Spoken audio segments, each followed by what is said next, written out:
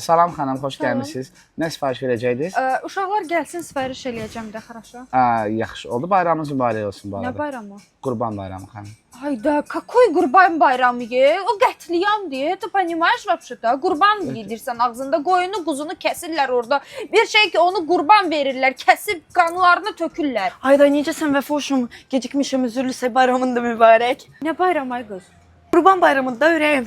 Deyir bayramı. Ay qız, какой bayram? Görmürsən orada balaca quzuları kəsirlər, qoyunları kəsirlər, qanlar axır. Ay, deyir bayram. Sabit harda qaldı vəbşi? Uşaqlar gecikdim biraz. Hesab edin də bayramınız da mübarək olsun. Necə səbmə oynadırsan, nəyə? Какой bayramı? Deyirəm sizə orada qoyunları, heyvanları kəsirlər, orada qan tökülür, orada qətliyam olunur. Niyə başa düşmürsünüz? Nəyi bayram deyə bunu? Bir daha xoş gəlmisiniz. Nə sifariş verəcəydiniz? Zəhmət olmasa mənə quzu qovurma verin də. Vəfa, quzunu da kəsirlər də. Elə. Bir də mənə zəhmət olmasa bir dənə steak verərsiniz də, qəşəng can ətindən. Ay qız, malı da kəsirlər də. Düz deyirsən. Onda mənə bir dənə toyuq kebab zəhmət olmasa. Quzum, toyuğu da kəsirlər.